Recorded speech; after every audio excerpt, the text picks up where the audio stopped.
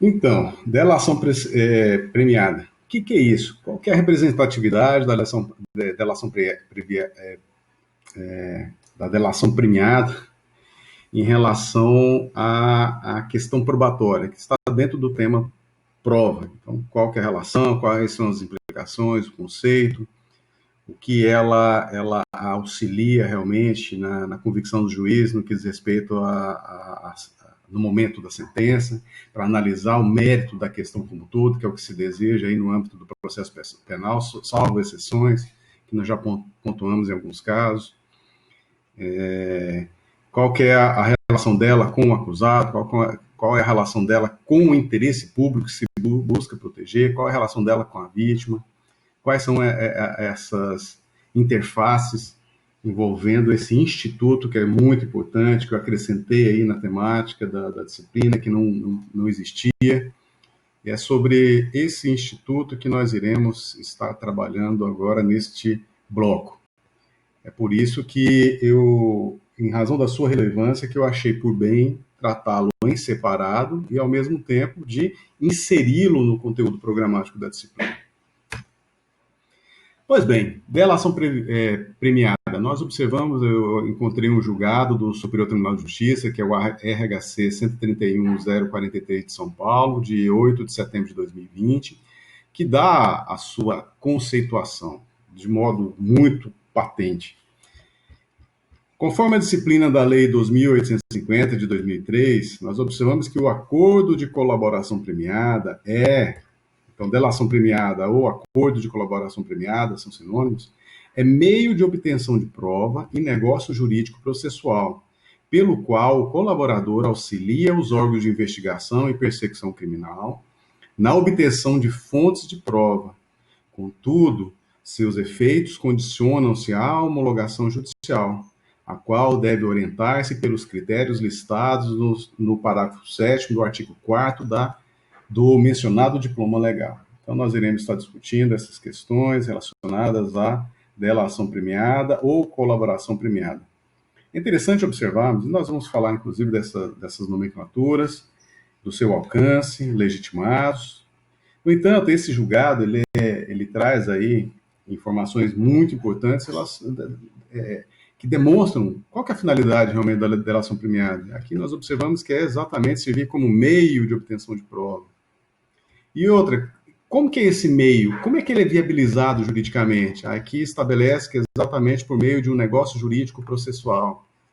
Então, exatamente a contrapartida do acusado e a contrapartida estatal, no que diz respeito a determinada situação que tem interesse para o processo penal. Então, por isso que se trata de negócio jurídico processual, deve ser necessariamente, como pode ser observado, formalizada. E aí, qual que é a atuação aí do colaborador? Ele deve auxiliar os órgãos de investigação e persecução penal. Aqui nós observamos as polícias civil, Polícia Federal, Ministério Público, exatamente numa perspectiva da essencialidade desse tipo de produção probatória, para obter aí provas importantes aí no deslinde da investigação, ou mesmo persecução criminal em juízo. Mas em toda situação, seja qual a finalidade, o colaborador, a intenção, evidentemente, necessário se faz a chancela em caráter jurídico, vamos assim dizer, da homologação judicial. Necessário se faz para a validade jurídica desse instituto, que o órgão do Poder Judiciário aprecie o preenchimento dos requisitos legais para a sua aplicação e, ao mesmo tempo, concorde por meio da homologação, ratificando exatamente o negócio jurídico processual que foi formalizado pelas partes interessadas. É, necessariamente, como nós observamos, um mecanismo de investigação e obtenção de prova. Tem previsão, como nós observamos, uma lei, mas existem outras também. A Lei 8.072, de 1990, que trata dos crimes hediondos. Nós temos a Lei 11.346, que trata da lei antidroga, envolvendo entorpecentes, tráfico ilícito de entorpecentes, de drogas afins, etc. Nós temos a Lei 12.529, de 2011, que trata dos crimes envolvendo aí,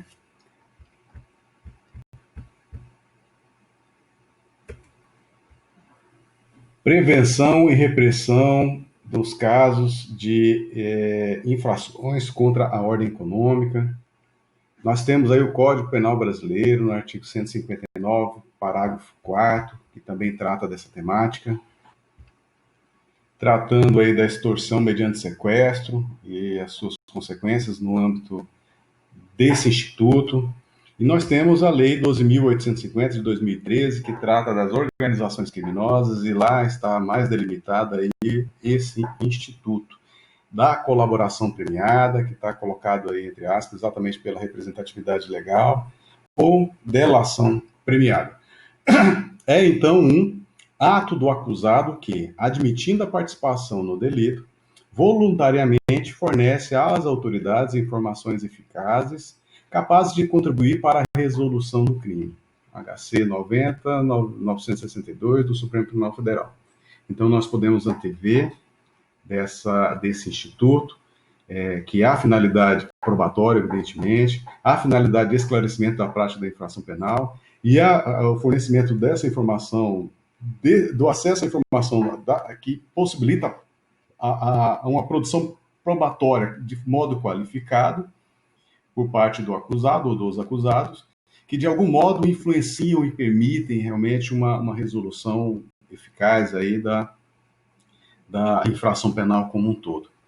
Então, nós vinculamos exatamente o comportamento do acusado em relação à resolução do crime, no que diz respeito ao esclarecimento do que de fato ocorreu, para gerar as responsabilidades devidas. Em razão desse comportamento do acusado, nós deveremos falar necessariamente na assunção de um benefício legal. Então, a delação premiada ou colaboração premiada, ela envolve um benefício para o acusado que se dispõe a auxiliar, ajudar, a esclarecer os fatos, como é o que se pretende aí no âmbito do processo penal. E nesse julgado fala voluntariamente, mas nós iremos discutir se tem diferença ou não em relação às informações, os dados, ao comportamento espontâneo do acusado. Se é igual ou não, né? Nessa notícia nós temos negociações de delação premiada de Eike Batista com a Justiça avançam. Então, ou seja, não foi chancelado ainda. É uma notícia aqui de 5 de outubro de 2020, que é inclusive o aniversário da Constituição, né? Constituição da República Federativa do Brasil. Acordo ex-bilionário prevê uma série de pré-requisitos a serem cumpridos por ele. Então, está em fase de análise. Ele tem que analisar o acordo proposto aí por quem de direito. A gente vai estar analisando os legitimados para tanto. Pois bem, necessário se faz para o enquadramento da possibilidade de incidência, no caso concreto, da delação premiada ou colaboração premiada, a incidência de um ou mais resultados seguintes. Primeiro, identificação dos demais coautores, partícipes e infrações por eles praticadas. É uma correlação essencial aí para a incidência desse benefício. Segundo, revelação da estrutura hierárquica, divisão de tarefas, ou seja, o modus operandi da prática infracional. Como é que funciona, por exemplo, a organização criminosa em relação aquilo que se pretende, aquilo que demonstra claramente toda a trajetória interna corporis, vamos assim dizer, dessa organização criminosa, os envolvidos diretamente, as missões que são desencadeadas, as tarefas, a distribuição hierárquica, quem faz o quê. Então, exatamente visando esclarecer o funcionamento de toda a magnitude de situações dessa natureza que pode se possibilitar aí esse benefício. Uma outra situação é prevenção da prática de infrações penais. Se for possível, ou melhor, para aceitar o benefício, necessário se faz também, conforme a situação, prestar informações, esclarecimentos que de algum modo possa auxiliar aí na prevenção da ocorrência de infrações penais. Isso é o que se espera em relação a situações dessa natureza. Então, Então, é muito relevante destacar esse ponto. E aí tem que estar provado, realmente, a ampla probabilidade de ocorrência de infrações penais que, pela ação, pela conduta aí do investigado, ele, de modo contundente, auxilia ao ponto de evitar a prática delas. Um outro elemento que a gente não pode olvidar é o da recuperação total ou parcial do produto ou proveito da infração penal, como, por exemplo, a devolução do dinheiro adquirido ilicitamente, seja por roubo, seja por corrupção, etc. Nós temos também a possibilidade, no caso de localização eventual da vítima e a manutenção da sua integridade, a integridade preservada de quem? Da própria vítima. Aí a gente pode destacar, o artigo que foi mencionado, 159, parágrafo 4º do Código Penal Brasileiro, que diz o seguinte: se o crime é cometido em concurso, o concorrente que denunciar a autoridade, facilitando a libertação do sequestrado, terá sua pena reduzida de 1 a 2/3. Então, é uma modalidade, uma forma aí de delação premiada, e exatamente enquadrando nessa perspectiva aqui prevista nesse slide, que é uma das situações que justificam, em caráter alternativo, a possibilidade da assunção desse benefício, da incorporação aí e qualificação das informações prestadas, deve ser sopesadas por meio de um arcabouço que permita ao órgão do Poder Judiciário chancelar por meio da homologação ou não, conforme o caso, a aplicação desse instituto. O Supremo Tribunal Federal, em 2017, julgou que vocábulos espontaneidade e voluntariedade são sinônimos. Então, aquilo que eu falei anteriormente a respeito da voluntariedade, não, seja espontâneo, seja voluntário, não, pouco importa. Desde que o fim seja alcançado, que nós já falamos que é o objeto principal aí da delação premiada, que é atingir a ser contundente no que diz respeito à produção probatória e influenciar aí no julgamento da causa e o esclarecimento da verdade. Nesse mesmo julgado, acrescenta que o perdão judicial quanto ao crime praticado pelo colaborador é norteado pelo alcance do que por este veiculado. Então, tem correlação exatamente. Nós já observamos uma das possibilidades legais de benefício. No entanto, a correspondência direta do perdão judicial com as informações, os dados, o auxílio do colaborador em relação àquela determinada infração penal. Nesse outro julgado do STJ, do ano de 2008, nós temos sigilo do acordo de delação que, por definição legal, não pode ser quebrado. Sendo fundadas as suspeitas de impedimento das autoridades que propuseram ou homologaram o acordo, razoável a expedição de certidão dando fé de seus nomes. Essa é uma posição do Supremo que ocorreu no ano de 2008, mas nós observamos julgados posteriores que minimizam esses efeitos, exatamente na salvaguarda de direito de acusado. Então, nós temos uma relativização aí daquilo que ocorreu nesse julgado, daquilo que está ocorrendo atualmente. O próprio Supremo Tribunal Federal, em outro julgado do ano de 2013, diz que é descabido o requerimento de quebra de sigilo de delações premiadas realizadas em outros procedimentos criminais, exatamente pelo fato de não guardar correlação com o objeto principal que está sendo analisado no âmbito do processo criminal em questão. Então, não há que misturar aquilo que ocorre em outros processos com aquilo que está sendo investigado, está sendo processado distintamente. Essa é a posição do Supremo.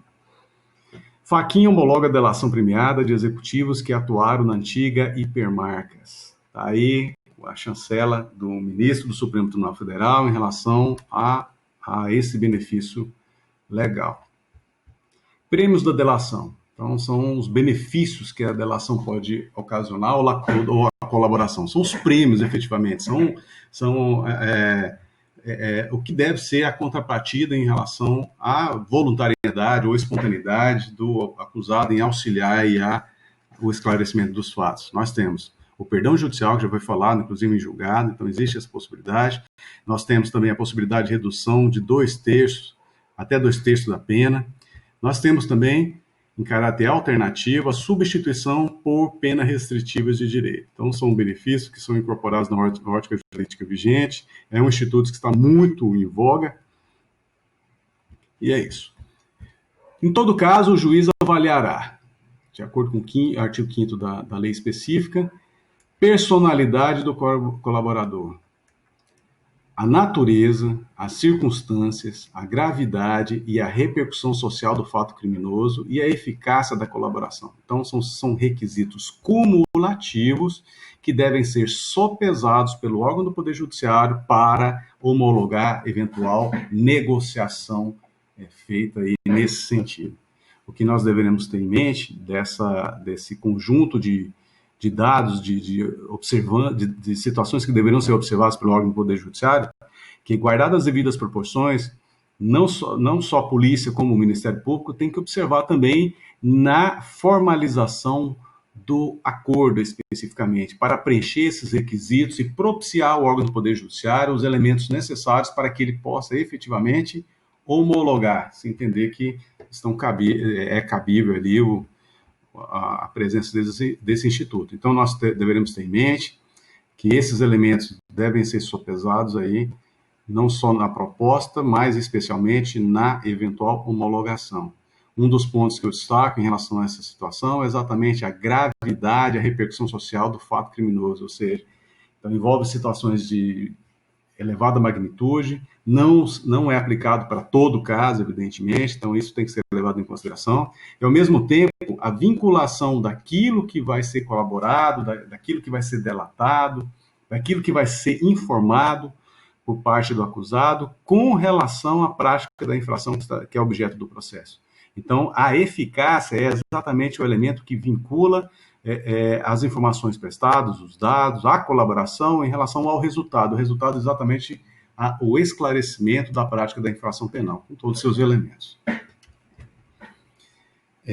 Nessa situação, nós podemos observar que a denúncia ou o processo, conforme o caso, em havendo delação, em havendo colaboração premiada, ele poderá ser suspenso por até 6 meses prorrogáveis, 6 meses prorrogáveis e, ao mesmo tempo, deve se suspender, é uma consequência natural, a suspensão da prescrição da pretensão punitiva do Estado. Uma outra peculiaridade é que o Ministério Público pode não oferecer denúncia.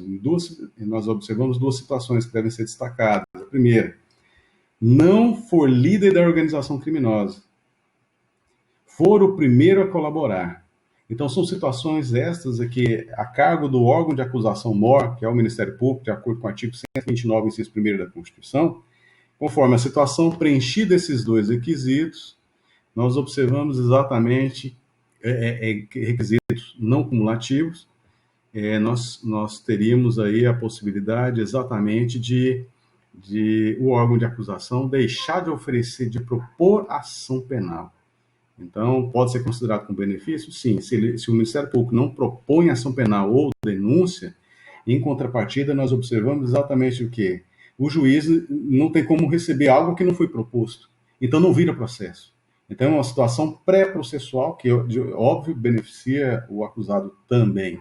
Aí nós poderíamos inserir aí como prêmios da delação, como benefícios da delação. Nós podemos observar também a possibilidade da ocorrência desse instituto em momento posterior à sentença, situação em que é cabível a redução da pena de até metade, ou admitida a progressão de regime. Então, quanto mais cedo no âmbito pré-processual, processual, a postura do colaborador, os benefícios são maiores. Posterior à sentença, a situação ela não fica eliminada, mas fica reduzida.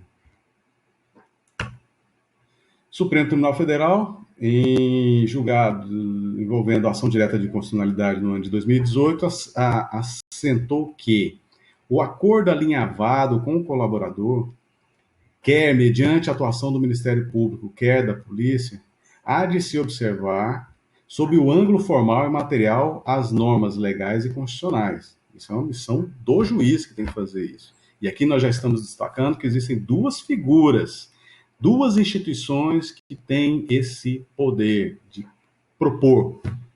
de ajustar aí com o infrator, o colaborador, exatamente os termos que ele deve necessariamente cumprir. É uma obrigação do magistrado.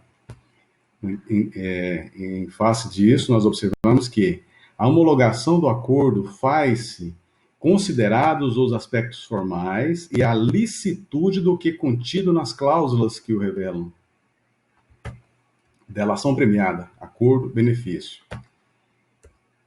Os benefícios sinalizados no acordo ficam submetidos à concretude e eficácia do que versado pelo delator, cabendo a definição final mediante sentença, considerada a atuação do órgão julgador, do Estado juiz.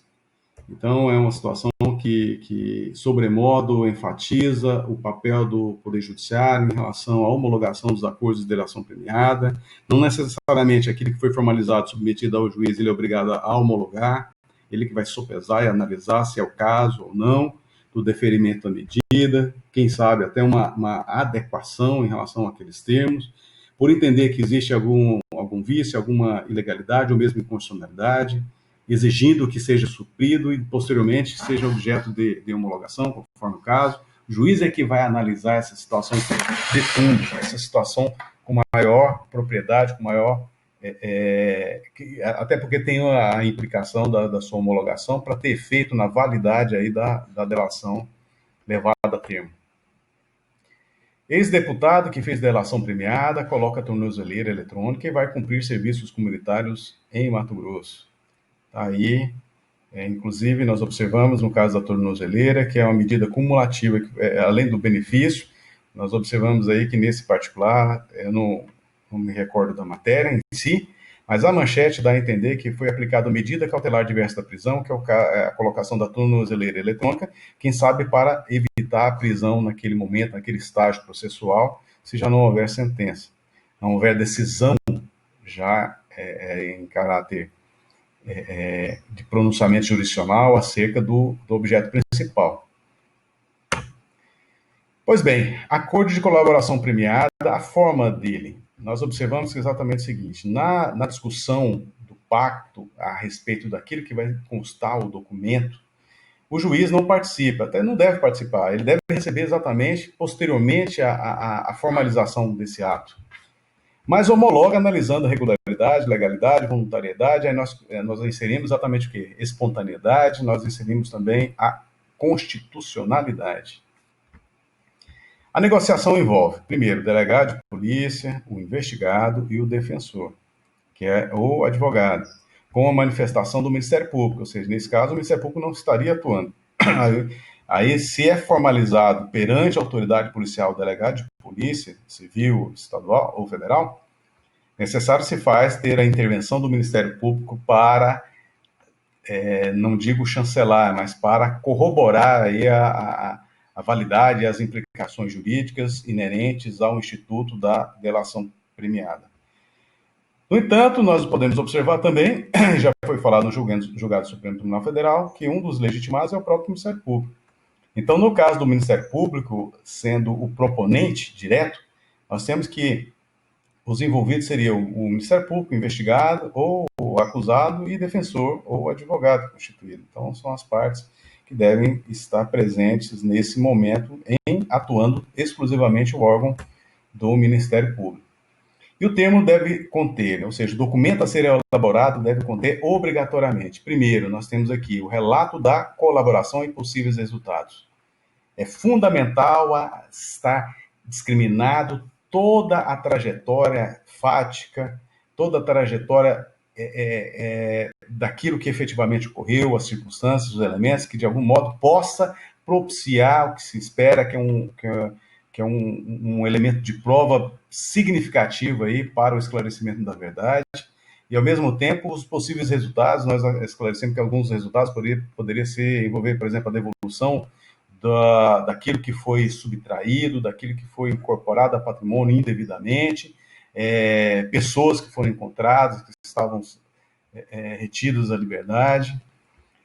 Além disso, nós temos as condições da proposta, aquilo que deve ser feito e aquilo que deve ser respeitado, a contrapartida estatal em relação às informações prestadas pelo colaborador, então as condições devem envolver necessariamente essas implicações.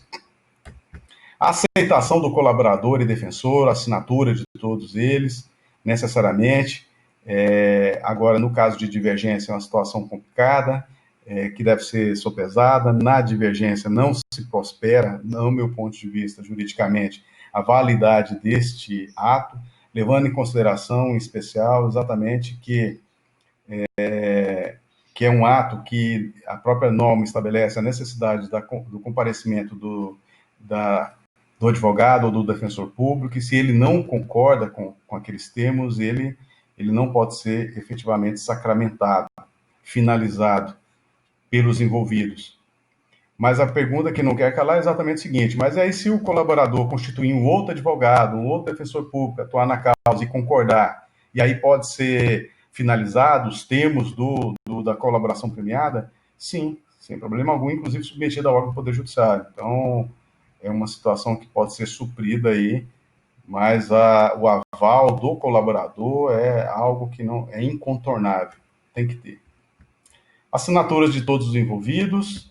Aí nós temos também a especificação das medidas de proteção ao colaborador e família, quando necessário, por exemplo, no caso que há risco à sua integridade de sua família, de morte mesmo. Então, necessário aí medidas que possam afastar, não seria nem minimizar no primeiro momento, com guardas, com seguranças policiais, por exemplo, mudança de endereço, mas, em especial, no final, exatamente medidas tendentes a resguardar a integridade deles, se for o caso, dependendo da situação concreta. Então, tem que ser estabelecida essa formalização. O colaborador também é um direito dele esse pedido aí, e do Estado como um todo, garantir a sua aplicabilidade e o seu resguardo. Está aí uma imagem muito...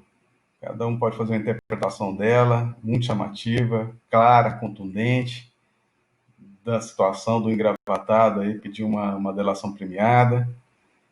É uma charge assim, muito, muito patente, vamos assim dizer, em relação a situações que possa configurar a incidência desse benefício. Então é isso. Peculiaridades. Nós temos também: as partes podem retratar-se da proposta a qualquer momento. Essa é uma condição que também não tem limite. Renúncia do colaborador com o defensor. Direito ao silêncio. Presta compromisso legal de dizer a verdade. Essa situação corrobora o entendimento no sentido de que, a partir do momento que ele vai colaborar, ele vai renunciar, ele tem que, implicitamente, inclusive, renuncia o direito ao silêncio. Nós já falamos que ao acusado ele tem o direito ao silêncio, ele tem o direito de não se autoincriminar, ele tem o direito previsto lá naquele brocardo em latim, que é o nemo tenetur si detegere, que é exatamente a não autoincriminação. Numa situação como essa, ele tem a obrigação de dizer, a obrigação de falar. Então, numa situação como essa, a implicação imediata da assunção do benefício é ele prestar as informações devidas, é ele esclarecer, é ele abrir o jogo, entre aspas, prestando compromisso legal de dizer a verdade. É uma situação muito interessante essa, que era aplicável aí às testemunhas, e aí nós estendemos ao colaborador. Por quê? Porque se não tem sentido ele não prestar esse compromisso legal de dizer a verdade para receber os benefícios e depois ele falar que é tudo mentira, que é tudo aquilo que ele falou, muito embora ele possa se retratar a qualquer momento. Mas uma situação realmente que não tem sentido para a assunção do benefício, ele não prestar o compromisso legal de dizer a verdade. Porque, a princípio, a partir do momento que ele presta o compromisso de dizer a verdade, preenche os requisitos que nós já mencionamos para a assunção do benefício, para a incorporação do documento que vai formalizar esses benefícios, não tem sentido ele exatamente não fazer esse compromisso. É uma condição essencial, pelo menos naquele momento, na lavratura daquele termo, que o que subsidia aquele termo é exatamente o acusado está falando a verdade. Essa que é a questão. Publicidade, em relação à publicidade da delação, é interessante nós observarmos que deixa de ser sigiloso após recebida a denúncia, ou seja, o juiz ele entendeu que a denúncia preenche os requisitos legais, em especial do artigo 41 do Código de Processo Penal, e aí vira processo. E virando processo é o momento que a delação em si ela pode ter notícia. E várias notícias que nós já mencionamos, tem aí na imprensa em geral, envolve aí delações que já parte do pressuposto que elas ocorreram aí e já tem a denúncia, essa denúncia do Ministério Público ela foi recebida. Qual é a diferença entre confissão espontânea e delação premiada? Não é bem a diferença, a diferença e, ao mesmo tempo, o confronto entre esses institutos. Então, nós observamos que o alcance da delação premiada é muito amplo, inclusive envolve aí, e assambarca e contempla a confissão espontânea, levando em consideração o que eu acabei de falar em relação à renúncia do colaborador ao seu direito ao silêncio. Então, a partir do momento que ele fala a verdade, ele confessa integralmente a prática da infração penal com todas as suas circunstâncias, isso é confissão espontânea. Então, necessário se faz exatamente o quê? Por estar na lei, como no artigo 65, como atenuante genérica, a confissão espontânea deve ser sopesada em seu benefício, ou seja, há a possibilidade de acumulação de acordo com esse julgado do Supremo Tribunal Federal. E nesse outro, do ano de 2016, do próprio Supremo, nós temos que o Tribunal de Justiça de São Paulo negou acesso à defesa ao depoimento do colaborador, Marcel Ferreira Júlio, nos termos da Lei 2.850 de 2013. Ocorre que o artigo 7º, parágrafo 2º do mesmo diploma legal consagra o amplo acesso aos elementos de prova que digam respeito ao exercício do direito de defesa, ressalvados os referentes a diligências em andamento. E aqui fecha. O acesso deve ser garantido caso estejam presentes dois requisitos. Primeiro deles, que é positivo, o ato de colaboração deve apontar a responsabilidade criminal do requerente. Ponto. Ou seja, tem que ser acusado necessariamente. Agora, outro de caráter negativo. O ato de colaboração não deve referir-se à diligência em andamento. Então, são situações essas que possibilitam exatamente ter acesso a esses dados. A defesa do reclamante postulou ao relator do processo o acesso aos atos de colaboração do investigado. Nesse caso, o Supremo decidiu favoravelmente à reclamação. Isso é uma reclamação que tramitou lá no Supremo Tribunal Federal. Exatamente por ter havido aí a violação. Então, nesse ponto, no que diz respeito à defesa, se interessar a defesa, as informações, documentos incorporados dentro do ambiente de investigação, perseguição criminal, e que mesmo tenha sido decretado o sigilo, necessário se faz apresentar, mostrar para a parte interessada exatamente por esse contexto, porque já está incorporado. No entanto, nós observamos desse julgado uma parte muito interessante, muito relevante, que deve ser destacada em relação às diligências em andamento, que impedem. Então, se está em curso, aí sim é um impeditivo jurisprudencial no sentido de fornecer informações, dados, documentos, acesso a qualquer elemento de prova dos autos. Então, uma situação aquilo que foi incorporado deve ser, desde que mostre que tenha interesse à defesa de alguém que está sendo necessariamente acusado, sim. Caso contrário, não. Então, essa é uma constatação direta em relação à incidência desse instituto.